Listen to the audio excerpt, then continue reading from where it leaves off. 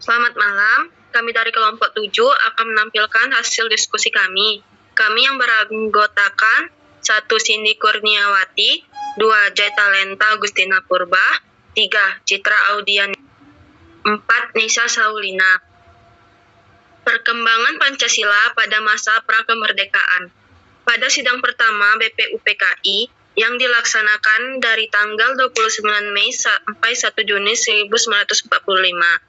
Pada tanggal 29 Mei 1945, Mr. Muhammad Yamin mengusulkan calon rumusan dari rumusan dasar negara, yaitu peri kebangsaan, peri kemanusiaan, peri ketuhanan, peri kerakyatan, dan kesejahteraan rakyat.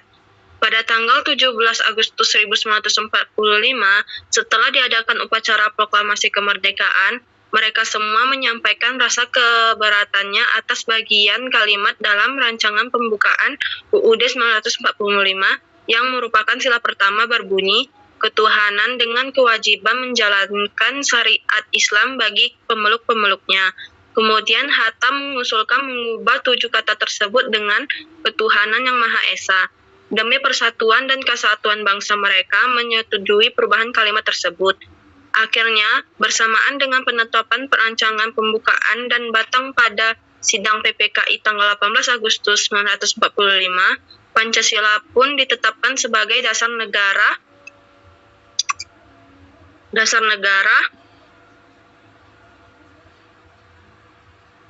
Indonesia. Bab 2 Pancasila Era Kemerdekaan Indonesia. BPUPKI berganti nama menjadi PPKI, menegaskan keinginan dan tujuan mencapai kemerdekaan Indonesia. Kemudian dijatuhkan di Nagasaki bom atom yang kedua. Dengan begitu membuat Jepang menyerah kepada Amerika dan sekutunya. Dengan adanya peristiwa ini dimanfaatkan oleh Indonesia untuk memproklamasikan kemerdekaannya. Untuk merealisasikan tekad tersebut, maka pada tanggal 16 Agustus 1945 terjadi perundingan antara golongan muda dan golongan tua dalam penyusunan teks proklamasi. Teks proklamasi sendiri disusun oleh I.R. Soekarno, Dr. Moh Hatta, dan Mr. Ahmad Soebardjo. Konsepnya sendiri ditulis oleh I.R. Soekarno. Soekarni dari golongan muda mengusulkan agar yang menandatangani teks proklamasi itu adalah I.R. Soekarno dan Dr. Moh Hatta atas nama bangsa Indonesia. Isi proklamasi kemerdekaan tanggal 17 Agustus 1945 sesuai dengan semangat yang tertuang dalam Piagam Jakarta tanggal 22 Juni 1945.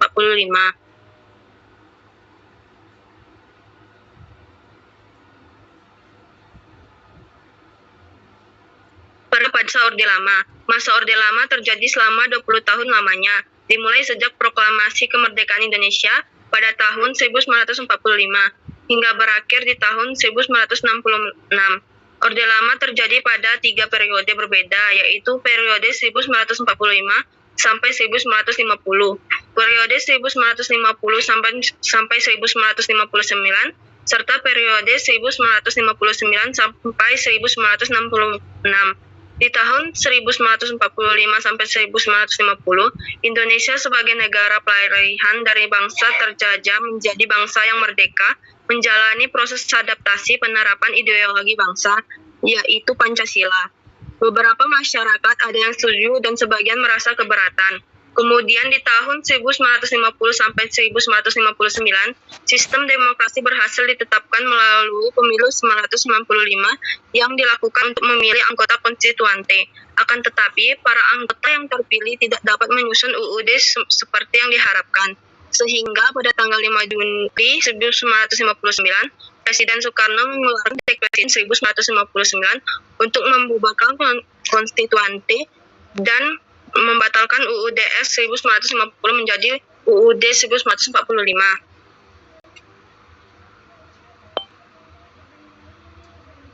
Selanjutnya akan dibacakan oleh Nisa Saulina.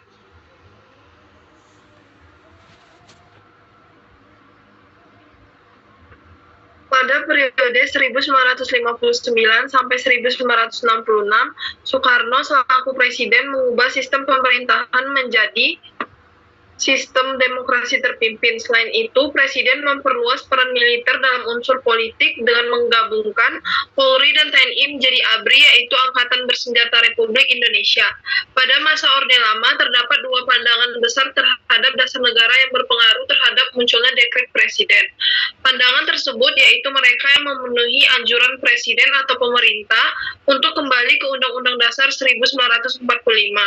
Atas kejadian tersebut menyebabkan Presiden Soekarno turun tangan dengan sebuah dekret Presiden yang disetujui oleh Kabinet pada tanggal 3 Juli 1959, yang kemudian dirumuskan di Istana Bogor pada tanggal 4 Juli 1959 dan diumumkan secara resmi oleh Presiden pada tanggal 5 Juli 1959 pukul 5 sore di depan Istana Merdeka. Dekret Presiden tersebut berisi: 1. Pembubaran konstituante. 2. Undang-Undang Dasar 1945 kembali berlaku. 3. Pembentukan Majelis Permusyawaratan Rakyat sementara.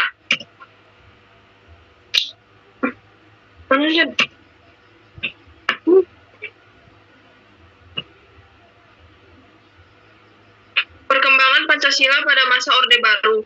Era pemerintahan Indonesia yang semula dikenal dengan Orde Lama atau Orla pada masa kepemimpinan Presiden Soekarno mulai disebut dengan masa Orde Baru atau Orba di bawah pimpinan Presiden kedua RI yaitu Soeharto. Presiden Orde Baru mempunyai visi utama dengan menjalankan nilai-nilai Pancasila dan UUD RI dalam kehidupan masyarakat serta bernegara. Upaya penerapan Pancasila di rezim ini salah satunya adalah penyederhanaan partai politik. Partai politik dibatasi dan hanya berjumlah 3, yaitu Partai Demokrasi Indonesia atau PDI, Partai Persatuan Pembangunan atau PPP, dan Golkar. Bukan hanya itu, rezim Orde Baru mewajibkan Pancasila sebagai asas tunggal. Oleh sebab itu, baik organisasi masyarakat hingga partai politik harus menjadikan Pancasila sebagai pedoman utama untuk menjalankan kegiatannya. Penerapan Pancasila juga terjadi dalam bidang sosial politik. Militer juga ikut terlibat demi menjaga keutuhan Pancasila yang merupakan dasar negara Indonesia. Pada akhirnya, kegiatan bebas yang seharusnya diperbolehkan menjadi lebih dibatasi.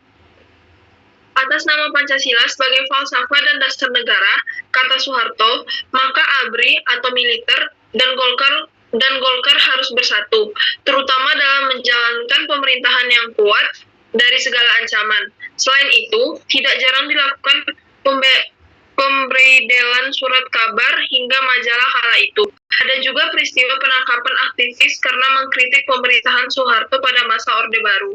Dalam suatu kesempatan, di depan para petinggi ABRI, pada 16 April 1980 di markas Komando Pasukan Sandi Yuda atau Kopasanda, Cijantung, Soeharto mengucapkan hal yang kemudian menuai polemik.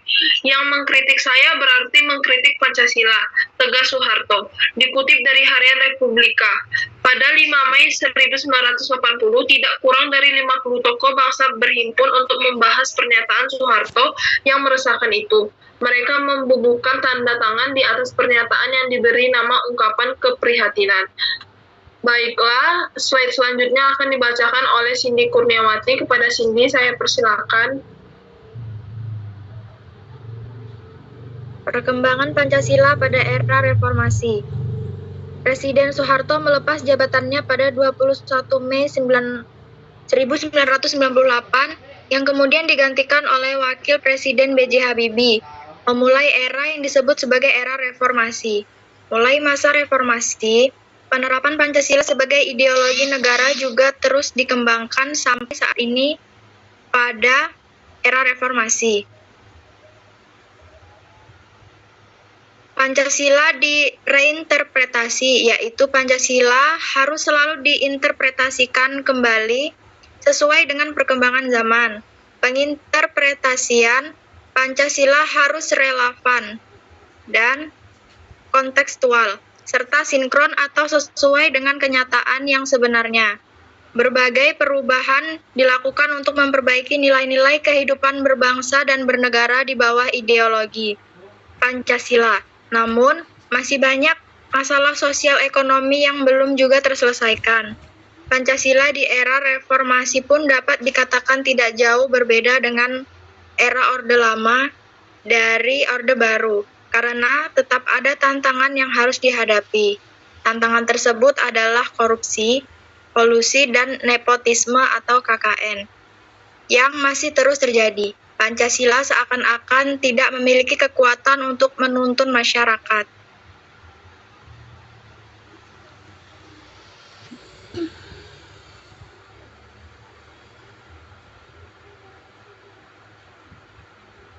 Pendapat mengenai gambar. Berdasarkan gambar tersebut, kelompok kami menyimpulkan bahwa gambar tersebut tidak mencerminkan nilai positif dari Pancasila, karena seharusnya pejabat negara mencerminkan nilai-nilai Pancasila, bukannya melakukan penyelewengan yang berdampak buruk bagi masyarakat dan negara.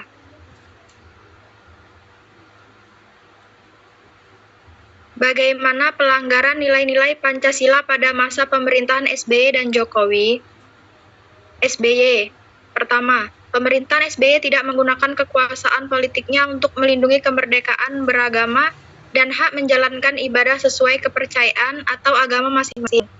Ini dibuktikan dengan meningkatnya kasus pelanggaran kebebasan beragama di Indonesia, seperti kasus Ahmadiyah, Syiah, penyegelan gereja, HKBP, dan lain-lain. Kedua, pemerintahan SBY tidak bisa melindungi kepentingan nasional bangsa Indonesia dari praktek eksploitasi dari luar atau asing. Kegagalan ini juga terjadi dalam dua hal penting. Satu, kebijakan ekonomi politik SBY tidak mencerminkan negara berdaulat.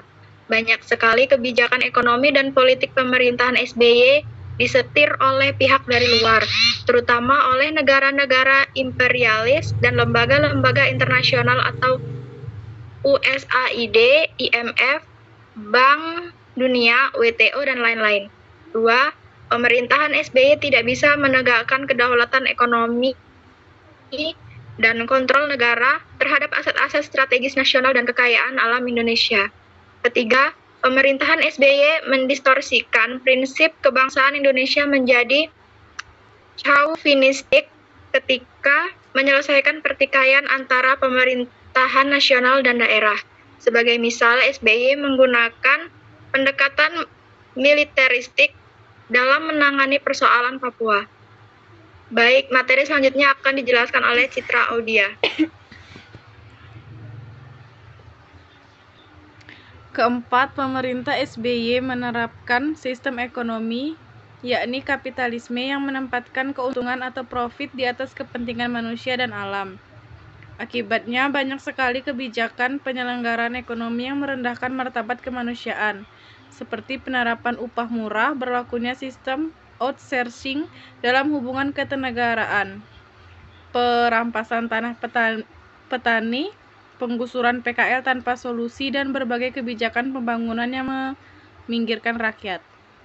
Kelima, pemerintahan SBY tidak punya itikat politik untuk mengusut tuntas berbagai kejahatan hak asasi manusia di masa lalu, seperti peristiwa pada tahun 1965 sampai 1966, kasus Tanjung Priok, kasus Talang Sari, Dom di Aceh dan Papua, pelanggaran HAM di Timur sekarang, Timor Leste, penculikan aktivitas pro-demokrasi pada tahun 96 sampai 98, tragedi Sakti dan tragedi Semanggi 1 dan 2.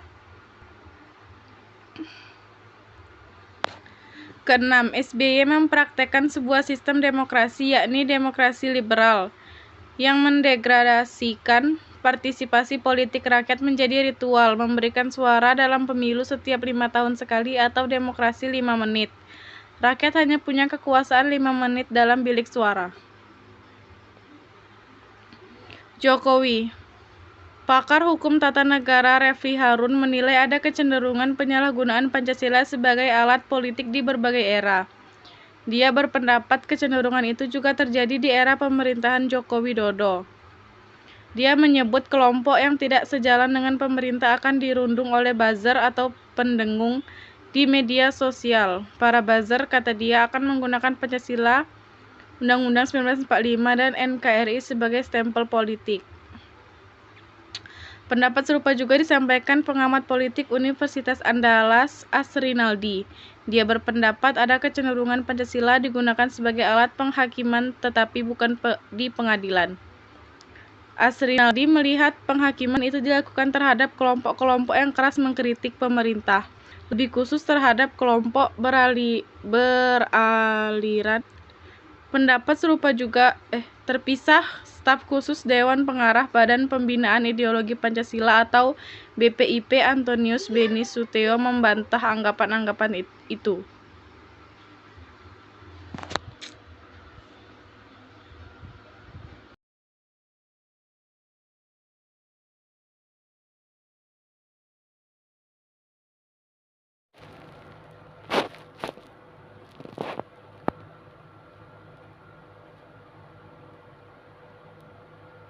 Kepada Citra, saya persilakan. Keempat, pemerintahan SBY menetapkan sistem ekonomi yakni kapitalisme yang menempatkan keuntungan profit di atas kepentingan manusia dan alam.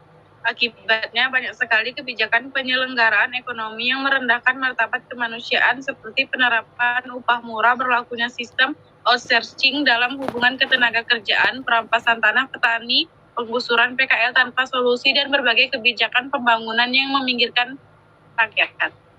Kelima, pemerintah SBY tidak punya itikat politik untuk mengusut tuntas berbagai kejahatan hak asasi manusia atau HAM di masa lalu, seperti peristiwa pada tahun 1965 sampai 1966, kasus Tanjung Priok, kasus Talang Sari, DOM di Aceh dan Papua, pelanggaran HAM di Timur Timur, dan penculikan aktivitas pro-demokrasi pada tahun 96 sampai 98. Tragedi Trisakti dan tragedi Simanggi 1 dan 2.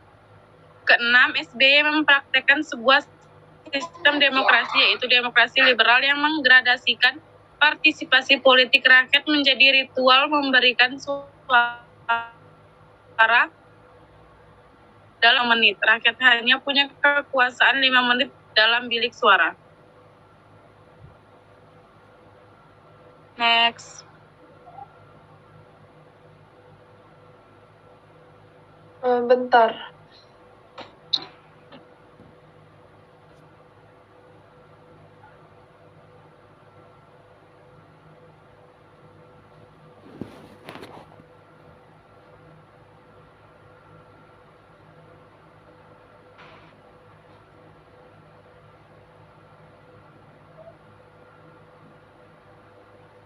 Kepada Citra dipersilakan.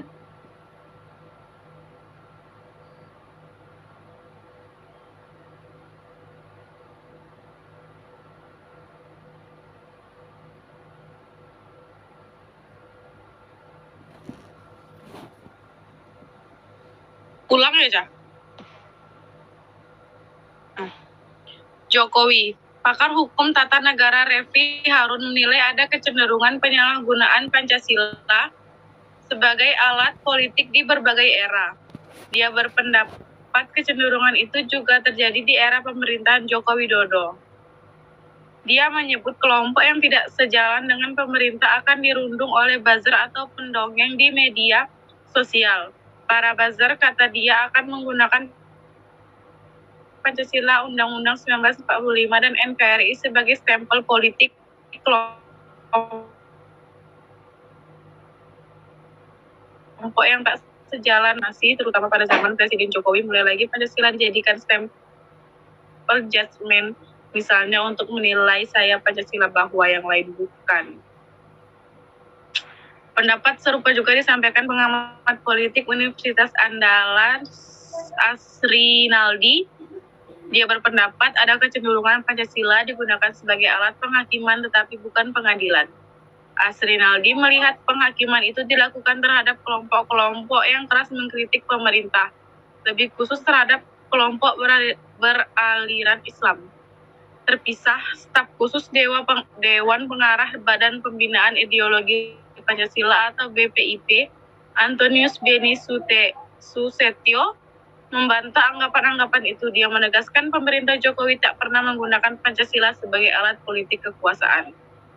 Oke, next.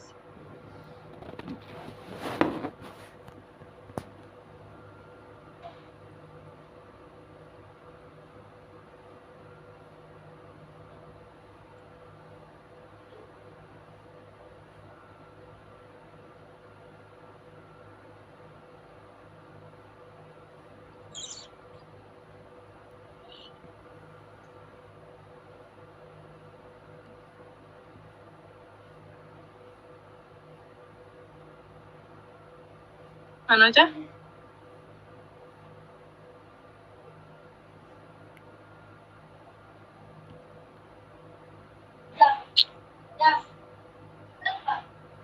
Belum keluar ya, Cid? Bagaimana nilai-nilai Pancasila dalam dinamika sejarah perjuangan menuju kemerdekaan NKRI? Nilai-nilai esensial yang terkandung dalam Pancasila yaitu ketuhanan, kemanusiaan, persatuan kerakyatan, serta keadilan. Dalam kenyataan sejarah objektif telah dimiliki oleh bangsa Indonesia sejak zaman dahulu kala sebelum mendirikan negara. Proses pembentukan negara dan bangsa Indonesia melalui suatu proses sejarah yang cukup panjang, yakni sejak bangsa Indonesia melalui suatu proses sejarah yang cukup panjang, yaitu sejak zaman batu, kemudian timbulnya kerajaan-kerajaan pada abad ke-4, ke-5, kemudian dasar-dasar kebangsaan Indonesia telah mulai nampak pada abad ke-7, yaitu ketika timbulnya kerajaan Sriwijaya di bawah Wangsa Sailendra di Palembang, kemudian kerajaan Airlangga dan Majapahit di Jawa Timur, serta kerajaan-kerajaan lainnya. Dasar-dasar pembentukan nasionalisme modern dirintis oleh para pejuang kemerdekaan bangsa. Antara lain rintisan yang dilakukan oleh para tokoh pejuang kebangkitan nasional pada tahun 1908, kemudian dicetuskan pada Sumpah Pemuda pada tahun 1928. Akhirnya, titik kulminasi sejarah perjuangan bangsa Indonesia dalam mendirikan negara tercapai dengan diproklamasikannya kemerdekaan Indonesia pada tahun 17 Agustus 1945. Next.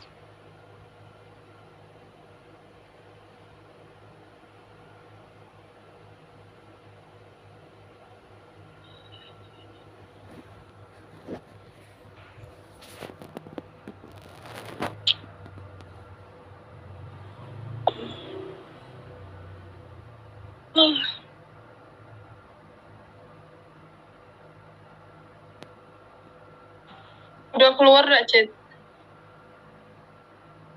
Belum. Dem.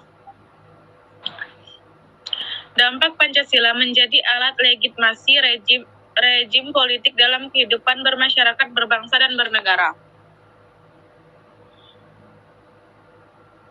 Pancasila yang pada dasarnya sebagai sumber nilai dasar moral etik bagi negara dan aparat pelaksanaan negara digunakan sebagai alat legitimasi politik. Semua tindakan dan kebijakan mengatasnamakan Pancasila. Kenyataan tindakan dan kebijakan tersebut sangat bertentangan dengan Pancasila. Klimaks dari keadaan tersebut ditandai dengan hancurnya ekonomi nasional, sehingga muncullah gerakan masyarakat yang dipelopori oleh mahasiswa, cendekiawan, dan masyarakat sebagai gerakan moral politik yang menuntut adanya reformasi di segala bidang, terutama bidang hukum, politik, ekonomi, dan pembangunan.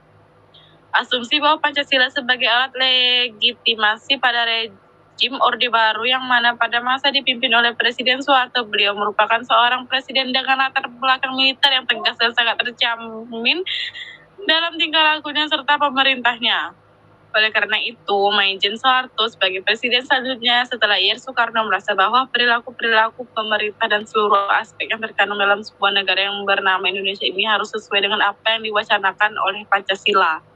Sehingga dari pertama Soeharto naik menjadi Presiden Republik Indonesia, beliau secara terang-terangan menyusung tema kembali ke Pancasila dan sebagainya. Next.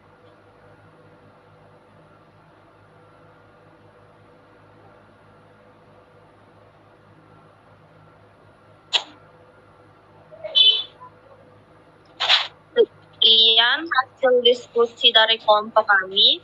Lebih dan kurangnya kami mohon maaf. Terima kasih. Sama-sama.